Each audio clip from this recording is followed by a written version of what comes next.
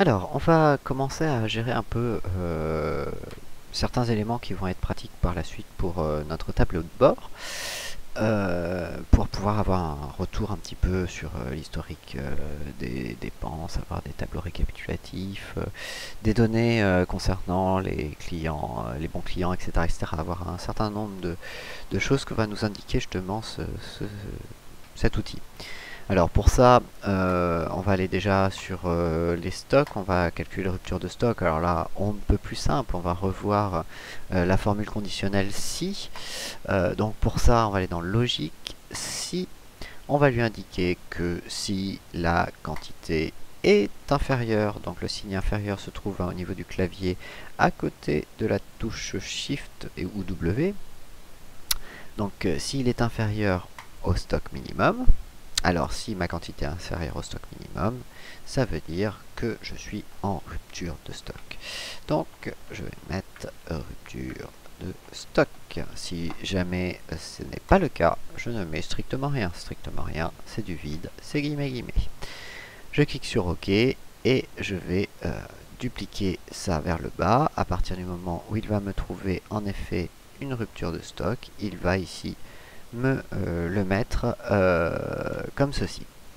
Alors bien entendu, on va pas s'arrêter là, ce serait trop beau. On va lui indiquer, bien entendu, que si je suis en rupture de stock, eh ben, il faut que ma cellule devienne toute rouge. Pour ça, on va utiliser ce qu'on appelle la mise en forme conditionnelle. La mise en forme conditionnelle se trouve dans Accueil, mise en forme conditionnelle.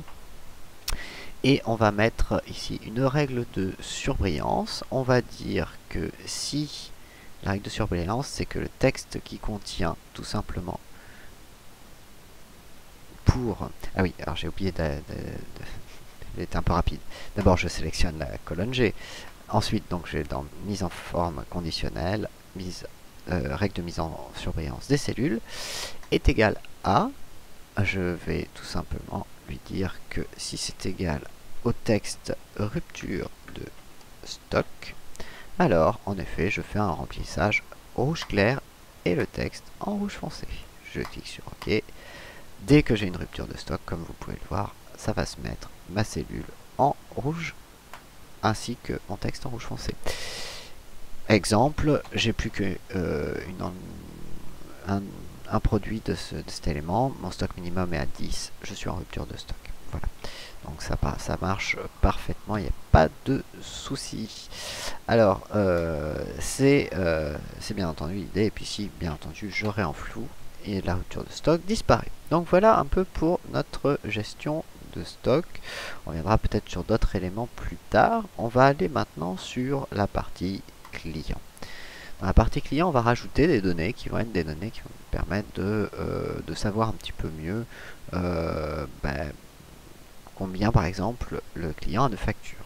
Donc, on va compter le nombre de factures pour le client. Ça va nous permettre de voir une nouvelle formule que l'on n'a pas encore vue, qui est la formule qu'on va aller devoir chercher dans insérer une fonction.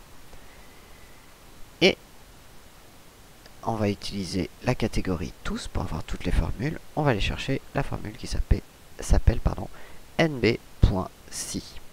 Cette formule permet de compter des éléments qui répondent à une condition.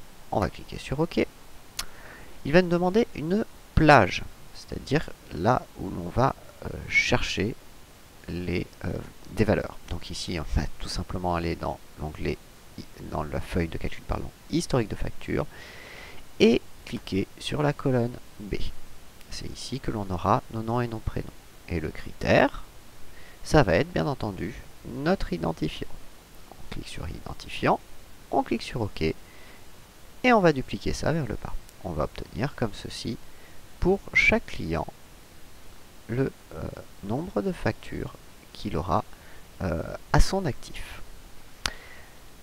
Voilà, on a donc vu une nouvelle petite fonctionnalité, et puis ça va nous permettre tout simplement de commencer à créer un certain nombre d'éléments qui vont nous permettre de créer plus tard des statistiques que l'on va bien entendu reporter dans notre tableau de bord qui va être un petit peu le visuel, le démarrage de tous ces éléments qui nous permettent de absolument tout gérer au niveau de notre facturier.